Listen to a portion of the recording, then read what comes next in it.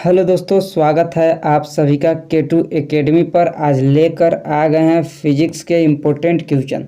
तो चलिए शुरू करते हैं आज के क्लास को। बहुत ही कम समय बचा हुआ है आपके एग्ज़ाम में, तो चलिए हम लोग बिना समय व्यस्त किए हुए क्वेश्चन को शुरू करते हैं।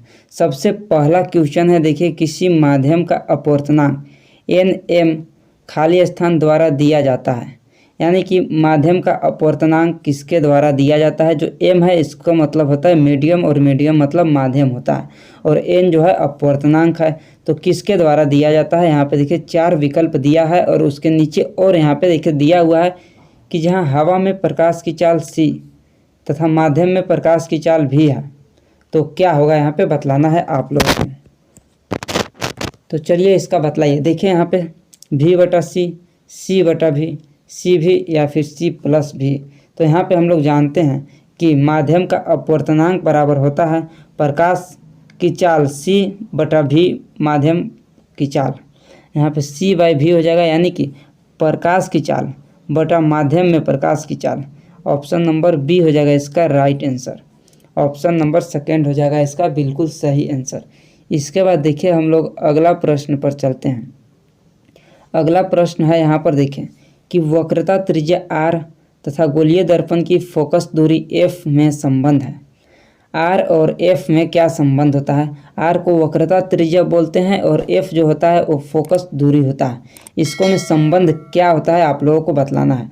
और यहाँ पे गोलीय दर्पण, तो यहाँ पे मान लेते हैं एक अवतल दर्पण इस तरह से बनाते हैं, और आप लोगों को मालूम ही होगा कि f कहाँ पे होता है। तो f जो होता है यहाँ पे होता है बीच में सेंटर, यहाँ पे सेंटर और यहाँ पोल के बीच में f होता है। तो चलिए इसका बतलाइए क्या हो जाएगा। तो यहाँ पर देखिए जो f बराबर हो जाता है वो 2r के बराबर होता है। f बराबर r/2 के बराबर होता है, r/2 के बराबर, क्योंकि अभी आप लोग यहाँ पे देखे जैसे कि यहाँ पे f था और यहाँ पे जो है वो सेंटर है। यहाँ से यहाँ जो होता है r होता है, जो यहाँ सेंटर और पोल के बीच की दूरी को r कहते हैं। तो यहाँ से r/2 यहाँ बीच में होता है, इसलिए r/2 होता है। f बराबर r/2 होता है। ऑप्शन नंबर 3 हो जाएगा, f बराबर r/2। इसके बाद देखिए अगला क्वेश्चन पर चलते हैं। अगला क्वेश्चन है कि गोलीय लेंस की वृत्ताकार रूपरेखा का प्रभावी व्यास कहलाता है। और एक क्वेश्चन देखिए पिछले साल ANM GNM में आया हुआ था, तो ये इम्पोर्टेंट क्वेश्चन है। यहाँ पे बतलाइए फोकस दूरी कहलाता है, वक्रता केंद्र, द्वारक या फिर मुख्य अक्ष क्या कहलाता है। तो यह द्वारक कहलाता है। ऑप्शन नंबर 3 हो जाएगा इसका राइट आंसर, द्वारक कहलाता है। इसके बाद देखिए अगला क्वेश्चन है। अगला क्वेश्चन है यहाँ पर देखिए, और आप लोग अभी तक टेलीग्राम चैनल को नहीं ज्वाइन किए हैं तो जाकर कर लीजिए। कमेंट बॉक्स में और डिस्क्रिप्शन में लिंक दिया हुआ है। टेलीग्राम चैनल और व्हाट्सअप चैनल दोनों का है, तो आप लोग जाकर जरूर ज्वाइन कर लीजिएगा। यदि प्रकाश का आपतित किरण किसी अवतल दर्पण के मुख्य फोकस से गुजरता है, जैसे चित्र में दिखाया गया है, तो परावर्तित किरण होगी। देखिए यहाँ पे हम लोग इस चित्र के माध्यम से समझते हैं कि क्या बतलाने की कोशिश यहाँ पे कर रहा है। सबसे पहले ऑप्शन हम लोग देख लेते हैं कि वक्रता केंद्र से गुजरेगा, ध्रुव से गुजरेगा, मुख्य अक्ष के समांतर गुजरेगा, या उसी मार्ग की दिशा में वापस आएगा। तो हम लोग जैसे कि जानते हैं कि कोई भी वस्तु अगर फोकस पर है, तो वह कहाँ जाता है। देखिए पहले हम लोग एक अवतल दर्पण बनाते हैं।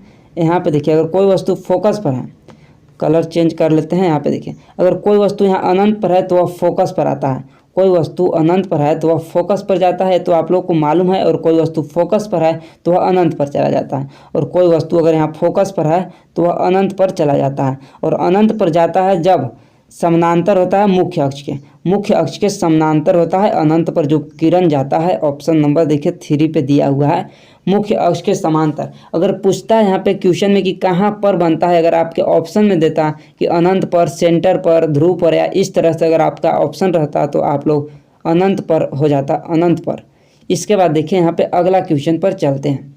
अगला क्वेश्चन है, यहाँ पर देखें अगला क्वेश्चन क्या है। प्रदत्त चित्र में उपाक्षीय किरण है। देखिए एक यहाँ पे चित्र दिया है, इसको में उपाक्षीय किरण कौन सा है। एक किरण दिया है CD, एक किरण है AB, और एक किरण है EF। कौन सा किरण है जो कि उपाक्षीय किरण है। तो उपाक्षीय किरण सबसे पहले हम लोग जानेंगे कि किसको कहते हैं। उपाक्षीय किरण कौन होता है, जो प्रकाशिक अक्ष होता है। प्रकाशिक अक्ष है जो मुख्य अक्ष होता है, इसके सबसे जो निकट होता है अक्ष, सबसे निकट जो अक्ष होता है वही होता है उपाक्षीय किरण। तो देखिए सबसे निकट में कौन है, ऊपर में ही देखिए सबसे निकट में है ए बी, जो किरण दिया हुआ है वो सबसे निकट है, तो इसका उपाक्षीय किरण हो जाएगा option number first A B. Option number first हो जाएगा ए बी। बस आपको यहाँ पे याद रखना है उपाक्षीय किरण जो मुख्य अक्ष के सबसे नज़दीक होता है, जो मुख्य अक्ष के सबसे नज़दीक होता है उसी को उपाक्षीय बोलते हैं। इसके बाद देखिए यहाँ पे अगला क्वेश्चन पर चलते हैं। अगला क्वेश्चन है कि किसी सामान्य आँख के निकट बिंदु की दूरी होती है, सामान्य आँख की जो निकट बिंदु की दूरी होती है वो 25 सेंटीमीटर होती है, और जो दूर बिंदु होती है, जो दूर बिंदु होती है वह अनंत होती है। सामान्य नेत्र के लिए दूर बिंदु अनंत और निकट बिंदु है वो 25 सेंटीमीटर होती है। इसके बाद अगला क्वेश्चन है कि उत्तल लेंस किसी वस्तु का हरासित प्रतिबिंब बनाता है जब होता है। बतलाइए उत्तल लेंस किसी वस्तु के हरासित यानी कि बड़ा प्रतिबिंब बनाता है जब होता है।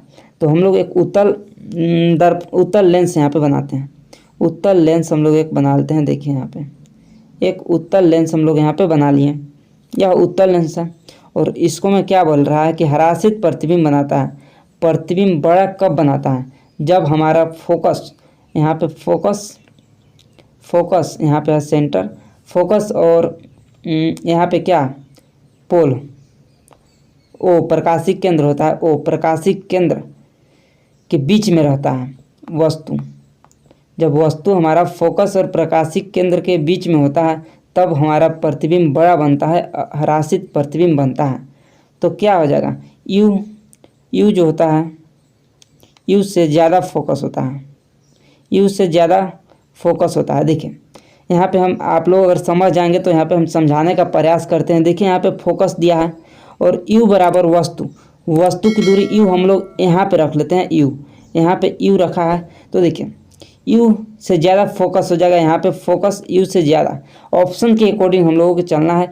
यू से ज़्यादा फोकस इस तरह से होगा, देखिए इस तरह से होगा। और इस तरह का विकल्प देखिए ऑप्शन नंबर सेकंड पे दिया हुआ है यू। यहाँ पे देखिए यू लेस देन एफ दिया हुआ है, ऑप्शन नंबर बी। और एक क्वेश्चन आप लोगों के एग्जाम में नहीं आएगा, ये हार्ड क्वेश्चन दे दिया है इस सेट में, इसलिए एक क्वेश्चन नहीं होगा, आप लोगों का एग्जाम में नहीं आएगा। और अगर आता भी है तो आप लोग ऑप्शन नंबर बी को ही टिक कीजिएगा। इसके बाद देखिए यहाँ पे क्वेश्चन नंबर 8 है। क्वेश्चन नंबर 8 है कि किसी गोलीय दर्पण के मुख्य फोकस की संख्या होती है। गोलीय दर्पण के मुख्य फोकस की संख्या कितना होता है, यहाँ पे बतलाइए। तो फोकस की संख्या कितना होता है किसी गोलीय दर्पण के। मान लीजिए एक अवतल दर्पण है और एक हम उत्तल दर्पण भी बना लेते हैं, और यह देखिए है उत्तल दर्पण। इसकी फोकस की संख्या कितना होता है, इसको में जो फोकस होता है वो कहीं इधर होता है। देखिए इसका जो फोकस है वो यहाँ पे होता है फोकस, और इसका जो फोकस है वो यहाँ पे ही होता है इसका फोकस। तो फोकस एक होता है, दर्पण में फोकस की संख्या एक, और लेंस अगर बोलता है तो लेंस में फोकस की संख्या 2। एक इधर फोकस होता है और एक फोकस इधर होता है, 2 फोकस। और दर्पण में एक ही फोकस होगा, दर्पण में फोकस की संख्या 1 हो जाएगा। देखिए ऑप्शन नंबर फर्स्ट पे ही दिया हुआ है 1, ऑप्शन नंबर फर्स्ट पे ही दिया हुआ है 1 हो जाएगा इसका राइट आंसर। अगला क्वेश्चन है कि निम्नलिखित विद्युत चुंबकीय तरंगों में से किसकी उच्चतम ऊर्जा होती है। सबसे उच्चतम ऊर्जा किसकी होती है अकॉर्डिंग टू ऑप्शन में जो दिया हुआ है उसको में से सबसे उच्चतम ऊर्जा किसकी होती है। वैसे तो गामा किरण की होती है, लेकिन गामा किरण आपके ऑप्शन में दिया ही नहीं है, तो जो ऑप्शन में दिया है उसके अनुसार हम लोग देखेंगे। तो देखिए रेडियो तरंग दिया है, सूक्ष्म तरंग दिया है, अवरक्त तरंग या फिर दृश्य प्रकाश तरंग। तो देखिए सबसे जो ज़्यादा होता है वो गामा किरण की होती है। गामा किरण के जो बाद होता है वो एक्सरे किरण की होती है। तो यहाँ पे देखिए एक्सरे भी ऑप्शन में नहीं दिया है। एक्सरे के बाद जो होता है वो यूवी का होता है, यानी कि परावैंगनी किरण का होता है। परावैंगनी अल्ट्रा वायलेट का होता है, तो अल्ट्रा वायलेट भी नहीं दिया है। इसके बाद जो होता है वो विजुअल प्रकाश, यानी कि प्रकाश दृश्य, ऑप्शन नंबर देखिए 4 पे दिया है। प्रकाश दृश्य दिया हुआ है ऑप्शन नंबर 4 पर। इसके बाद जो होता है वो इंफ्रारेड होता है। इंफ्रारेड यहाँ पे देखिए अवरक्त किरणें होता है। इंफ्रारेड के बाद माइक्रो होता है, माइक्रो यानी कि यहाँ पे देखिए माइक्रोवेव जो कि ऑप्शन नंबर 2 पर है। और उसके बाद जो होता है वो रेडियो तरंग का होता है, जो कि सबसे लास्ट में होता है। तो इसका राइट आंसर हो जाएगा दृश्य प्रकाश। अगर जो आपके क्वेश्चन में पूछता कि सबसे ज़्यादा तरंग दूरी किसका होता है तो रेडियो तरंग की। रेडियो तरंग की सबसे ज़्यादा तरंग दूरी होता है, तरंग दैर्घ्य होता है, लेकिन इसको में ऊर्जा पूछा है इसलिए इसका नहीं होगा, इसका सिर्फ और सिर्फ विजुअल लाइट वेव हो जाएगा। अगर यहाँ पे गामा रहता तो गामा को ही आप लोग सही इसका होता राइट आंसर। इसके बाद देखिए यहाँ पे अगला क्वेश्चन है कि दूरदृष्टि दोष वाले व्यक्ति को चाहिए, दूरदृष्टि दोष वाले व्यक्ति को किसका प्रयोग करना चाहिए। इसको हम ट्रिक के माध्यम से भी आप लोगों को पहले के क्लास में बतलाए हैं, अगर आप लोगों को याद होगा तो आप लोग जरूर इसको बना लीजिएगा, और उम्मीद है कि आप लोग इसका आंसर बतला भी दिए होंगे कि दूरदृष्टि जो होता है उसके लिए उत्तल लेंस का प्रयोग होता है, उत्तल लेंस, और निकट दृष्टि जो होता है, निकट दृष्टि दोष में अवतल लेंस का उपयोग होता है, अवतल लेंस का उपयोग होता है निकट के लिए, और दूरदृष्टि वाला में उत्तल लेंस का उपयोग होता है। इसके बाद देखिए हम लोग अगला क्वेश्चन पर चलते हैं। तो अगला क्वेश्चन आपका इस तरह से है कि सूर्य प्रकाश स्पेक्ट्रम में कितने रंग होते हैं। ये तो सभी लोगों को मालूम होगा कि सूर्य के प्रकाश के जो स्पेक्ट्रम है उसको में 7 रंग होते हैं। ऑप्शन नंबर 3, ऑप्शन नंबर 3 7 रंग होते हैं। इसके बाद अगला क्वेश्चन है, देखिए अगला क्वेश्चन यहाँ पर देखिए है, और यह एक न्यूमेरिकल वाला क्वेश्चन है, इसको हम लोग सोल्व करते हैं। देखिए दिया हुआ है कि किसी 4 ओम प्रतिरोधक से प्रति सेकेंड 100 जूल ऊष्मा उत्पन्न हो रही है, तो प्रतिरोधक के आर पार विभवांतर होगा। यहाँ पे भी बराबर पूछा है, विभवांतर बराबर पूछा है। तो सबसे पहले हम लोगों का क्या दिया है, ऊष्मा दिया है। देखिए ऊष्मा दिया है H बराबर, ऊष्मा दिया है H बराबर, तो हम लोग यहाँ पे फॉर्मूला लगाते हैं। H बराबर जो होता है H बराबर I square R T, I square R T यहाँ पे फॉर्मूला लगाते हैं। H बराबर आई स्क्वायर आर टी। अब देखिए I को एक साइड करते हैं तो यहाँ पे I एक साइड हो जाएगा, और H जो है ऊपर में रह जाएगा, और नीचे आर टी लग जाएगा। आर टी यहाँ पे हल्का सा रुकिएगा, आर टी, और इसका अंडर रूट हो जाएगा, क्योंकि आई स्क्वायर में से स्क्वायर को हटाते हैं तो इधर आएगा तो अंडर रूट हो जाएगा। अब देखिए इसी को हम लोग सोल्व करेंगे, और हम लोगों का बिल्कुल ईजी ये सवाल हो जाएगा। यहाँ पे देखिए H की जगह पे कितना दिया है, तो H की जगह पे यहाँ पे 100 दिया हुआ है, 100 H की जगह पर, और R की जगह पे देखिए 4 ओम दिया है, और T की जगह पर प्रति सेकंड यानी कि 1 सेकंड, और इसका रूट है 100/4 यानी कि होता है इसको 25 चौके 100 रूट, इसका हो जाएगा 5। I बराबर 5 हो गया, लेकिन हम लोगों से यहाँ पे विभवांतर पूछा है V बराबर, तो हम लोग यहाँ पे V बराबर निकाल लेंगे IR। V बराबर IR, I की जगह पे दिया है 4 ओम, I की जगह पे कितना है 4 ओम, और अभी हम लोग यहाँ पे निकाले हैं I की जगह पे 5 निकाले हैं, यहाँ पे सॉरी 5 हो जाएगा, और R की जगह पे 4 हो जाएगा, तो 5 गुना 4 हो जाएगा यहाँ पे 20 वोल्ट हो जाएगा।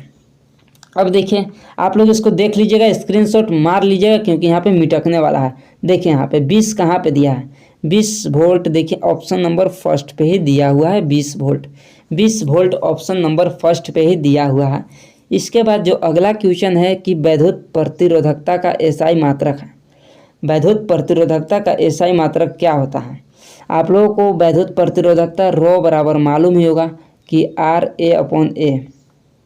RA/L होता है, और R बराबर मालूम होगा कि रो ए, यहाँ पर रुकिएगा, रो L/A होता है यहाँ पे देखिए, और इसी को पलटने पर हमारा रो बराबर आता है RA/L, और इसका जो प्रतिरोधकता का जो मात्रक होता है ओम मीटर होता है। ऑप्शन नंबर 3, ऑप्शन नंबर 3 ओम मीटर होता है।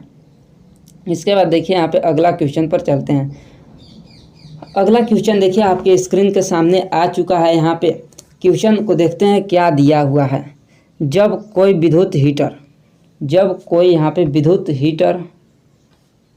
विद्युत स्रोत से 4 एम्पीयर विद्युत धारा लेता है, तब उसके टर्मिनलों के बीच विभवांतर 60 वोल्ट है। उस समय विद्युत हीटर कितनी ऊर्जा लेगा जब विभवांतर को 180 वोल्ट बढ़ा दिया जाए। देखिए यहाँ पे बहुत ही अच्छा यहाँ पे क्वेश्चन है। कितने लोगों से क्वेश्चन बन जाएगा, आप लोग बनाने का प्रयास कीजिए। अगर नहीं बनता है तो हम यहाँ पे आप लोगों को बतलाते हैं।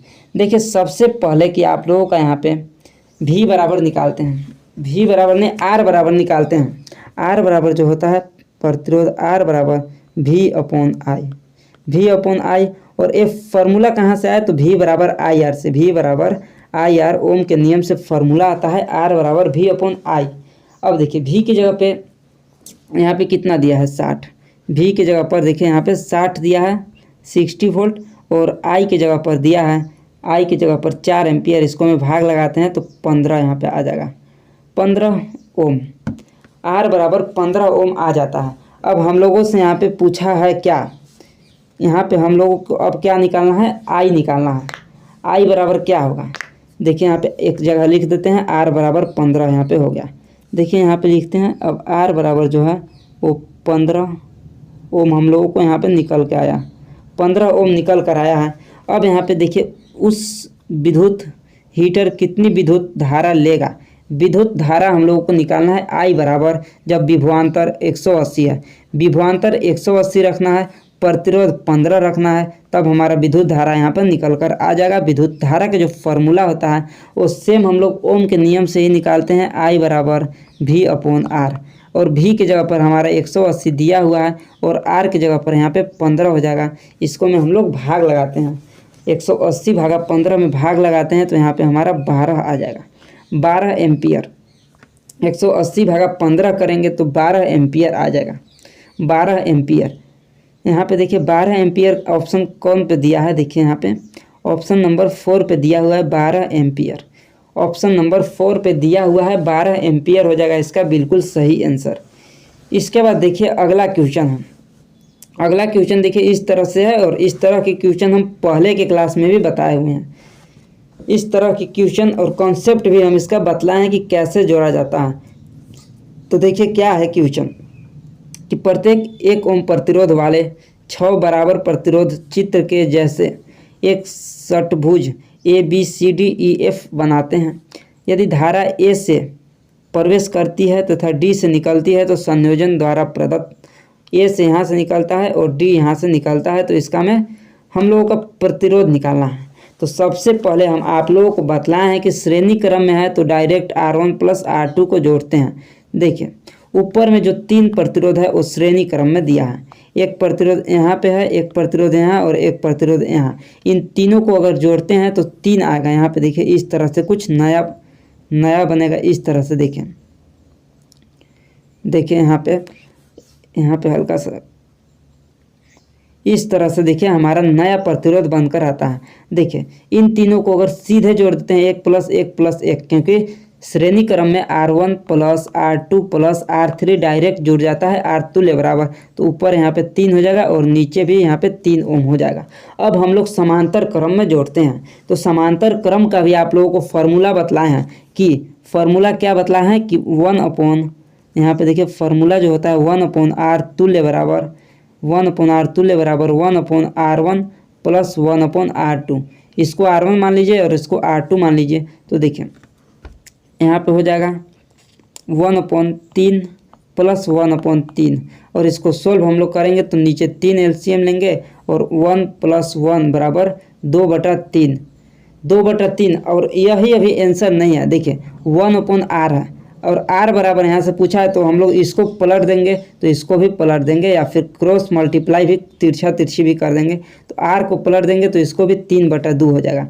R बराबर हो जाएगा यहाँ पे 3/2। R बराबर 3/2 ऑप्शन में नहीं दिया है, लेकिन देखिए इसको हम काटेंगे तो 1.5 आ जाएगा। इसको जब हम काटेंगे 3 में 2 से भाग लगाएंगे तो 1.5 आ जाएगा, जो कि ऑप्शन नंबर 4 पे दिया हुआ है। ऑप्शन नंबर 4 पर देखिए दिया हुआ है R बराबर 1.5 ओम हो जाएगा इसका राइट आंसर, 1.5 ओम हो जाएगा इसका राइट आंसर। अगर जो हम इन सभी की जगह पर डायरेक्ट अगर यहाँ पे 1.5 ओम का प्रतिरोध जोड़ देते हैं तो इसके बराबर आ जाएगा, यहाँ पे इसके बराबर ही ये भी आ जाएगा। इसके बाद देखिए यहाँ पे अगला क्वेश्चन है क्वेश्चन नंबर 16। क्वेश्चन नंबर 16 क्या कह रहा है देखते हैं, कि एक इकाई विद्युत आवेश विद्युत बिंदु A से बिंदु B की ओर जाती है, इस प्रक्रिया में किया गया कार्य कहलाता है। एक इकाई विद्युत आवेश बिंदु A से दूसरा बिंदु B की ओर जाती है, तो इस प्रक्रिया में किया गया कार्य जो होता है, किया गया कार्य क्या होता है यहाँ पे पूछा है। तो किया गया कार्य होता है बिंदु A से B के विभवांतर होता है, बिंदु A तथा B के बीच विभवांतर ही होता है किया गया कार्य बराबर। उसके बाद देखिए यहाँ पे अगला क्वेश्चन है कि जूल प्रति कूलाम बराबर होता है। जूल प्रति कूलाम बराबर क्या होता है, तो ओम होता है, वाट होता है, एम्पियर या फिर वोल्ट होता है। तो जूल यानी कि डब्लू कार्य का जो होता है वो जूल होता है, और कूलाम जो होता है वो आवेश का होता है, क्यू आवेश। और यहाँ पे भी बराबर होता है formula W by Q. W को यहाँ पे जूल हो जाएगा और नीचे कूलाम हो जाएगा, जूल पर कूलाम। तो भी बराबर डब्लू बाई क्यू। और भी जो है वो वोल्टेज है, वोल्ट इसका होता है। तो भी वोल्टेज का जो मात्रक होता है वो वोल्ट होता है। ऑप्शन नंबर 4, ऑप्शन नंबर 4 हो जाएगा वोल्ट। यहाँ तक सभी लोगों को समझ में आया तो आप लोग बतला दीजिए, और इस वीडियो को आप लोग शेयर जरूर कीजिएगा, क्योंकि एग्ज़ाम में बहुत ही कम दिन बचा है। तो आप लोग शेयर जरूर कीजिएगा, और अपने इस वीडियो को अभी तक लाइक नहीं किया है तो लाइक भी कर लीजिएगा। देखिए क्वेश्चन है कि एक परिपथ में ए मीटर हमेशा समांतर में तथा वोल्ट मीटर प्रतिरोधक के साथ श्रेणी में जुड़े रहते हैं। ऑप्शन नंबर सेकेंड है कि ए मीटर तथा वोल्ट मीटर दोनों ही श्रेणी में रहते हैं। ऑप्शन नंबर 3 है कि ए मीटर तथा वोल्ट मीटर दोनों ही समांतर में रहते हैं। और ऑप्शन नंबर 4 है कि ए मीटर हमेशा श्रेणी क्रम में और वोल्ट मीटर प्रतिरोधक के साथ समांतर क्रम में होते हैं, जो कि बिल्कुल सही है। ऑप्शन नंबर 4 जो कि बिल्कुल सही है, ए मीटर हमेशा श्रेणी क्रम में होता है और वोल्ट मीटर प्रतिरोधक के साथ समांतर क्रम में होता है वोल्ट मीटर। ऑप्शन नंबर इसका 4 जो है वो बिल्कुल सही हो जाएगा। इसके बाद देखिए यहाँ पे अगला क्वेश्चन है। अगला क्वेश्चन यहाँ पर देखते हैं क्या है। अगला क्वेश्चन है देखिए कि दो चालक तार जिनके पदार्थ लंबाई तथा व्यास समान है किसी विद्युत परिपथ में पहले श्रेणी क्रम में और फिर समांतर क्रम में बराबर विभवांतर के आर पार संयोजित किए जाते हैं, तो श्रेणी क्रम तथा समांतर क्रम संयोजन में उत्पन्न ऊष्माओं का अनुपात क्या होगा।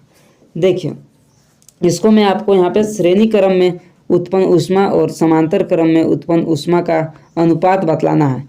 तो देखिए एक क्वेश्चन जो है इसका लंबा सॉल्यूशन हो जाएगा, इसलिए यहाँ पे स्क्रीन पर नहीं होने पाएगा, लेकिन इसका जो आंसर आएगा वो 1:4 आएगा। 1:4 इसका आंसर आ जाएगा। आप लोग डायरेक्ट याद कर लीजिए इसको, क्योंकि एग्जाम में बहुत ही कम दिन का समय बचा है और यहाँ पे सॉल्यूशन स्क्रीन पर नहीं होने पाएगा। अगर समय रहता तो मैं आप लोगों को कॉपी पर भी करके दिखा देता, लेकिन बहुत ही कम दिन बचा हुआ है एग्जाम में, तो हम लोग ज़्यादा से ज़्यादा क्वेश्चन करने की कोशिश कर रहे हैं। अगला क्वेश्चन है कि किसी अज्ञात प्रतिरोधक के सिरों से 12 वोल्ट बैटरी को संयोजित करने पर परिपथ में 2.5 मिली एम्पियर विद्युत धारा प्रवाहित होती है, तो प्रतिरोधक का प्रतिरोध होगा। प्रतिरोधक का प्रतिरोध क्या होगा यहाँ पर पूछा है। तो यहाँ पर देखिए इसको देखते हैं। अगर एक क्वेश्चन अगर यहाँ पे बन जाता है तो इसको देखते हैं, सॉल्यूशन बना कर ही देख लेते हैं। अगर यहाँ पे बन जाता है स्क्रीन पर तो सबसे पहले हम लोग यहाँ पे लगाते हैं प्रतिरोध आर का फॉर्मूला।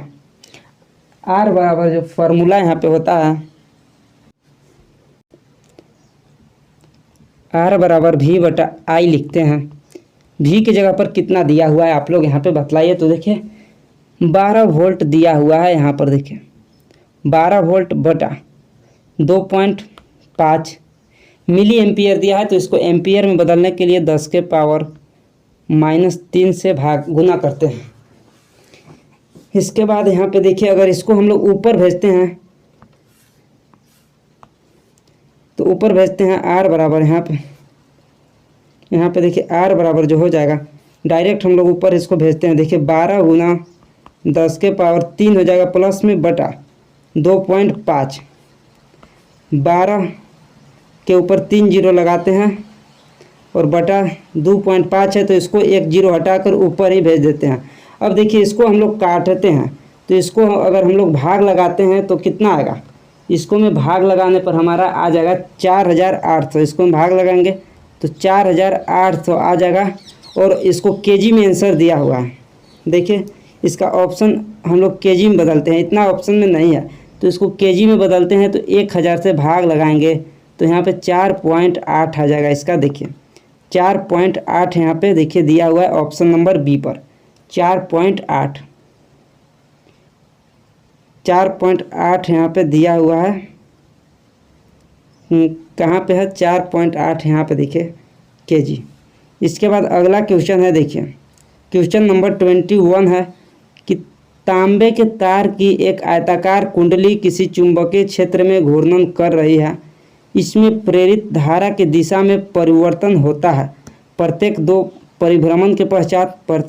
परिभ्रमण के पश्चात प्रत्येक आधा परिभ्रमण के पश्चात या प्रत्येक 1/4 परिभ्रमण के पश्चात। तो इसका जो राइट आंसर हो जाएगा वो प्रत्येक आधा परिभ्रमण के पश्चात, ऑप्शन नंबर 3। इसके बाद अगला क्वेश्चन है, देखिए कि वह युक्ति जो परिपथ में विद्युत धारा के प्रवाह की दिशा को उत्क्रमित कर देती है उसे कहते हैं रियोस्टेट, कम्यूटेटर, कैपेसिटर या इंडक्टर। क्या कहते हैं बतलाइए। और अभी तक आप लोग चैनल को सब्सक्राइब नहीं किए हैं तो ज़रूर चैनल को सब्सक्राइब कर लीजिए और टेलीग्राम और व्हाट्सएप चैनल दोनों को ज्वाइन कर लीजिए, क्योंकि बहुत ही इम्पोर्टेंट है आप लोगों को ज्वाइन करना। अगर कोई भी नोटिस आता है, कोई भी इम्पोर्टेंट सूचना आता है तो आप लोगों को टेलीग्राम पर ही बतलाया जाता है सबसे पहले। देखिए इसको बोलते हैं कम्यूटेटर। कम्यूटेटर को आप लोग हिंदी में नहीं जानते होंगे, अगर हिंदी जानते तो आप लोग इसका आंसर बतला देते हैं। इसको दिक्पात बोलते हैं, हिंदी में इसको दिक्पात बोलते हैं। दिक्पात इसको हिंदी में बोलते हैं। इसका राइट आंसर हो जाएगा कम्यूटेटर। कम्यूटेटर हो जाएगा इसका राइट आंसर। बाकी इतना ही क्लास में आज के क्वेश्चन रहने देते हैं फिजिक्स के, जो कि बहुत ही इम्पोर्टेंट क्वेश्चन है। अब हम लोगों का आज लास्ट क्लास था, क्योंकि आपका एग्ज़ाम बस कल और परसों 2 दिन बचा हुआ है। 29 सितंबर को ही है और आज जो है वो 27 सितंबर है। तो आप लोगों को ये 1 दिन का समय बचा है। जितना क्लास है उतना ही से आप लोग देखिए, रिवीजन कीजिए और अपने एग्ज़ाम में अच्छे से तैयारी करके जाइए। और इस बार आपका सिलेक्शन 100% होने वाला है। तो मिलते हैं किसी अगले क्लास में।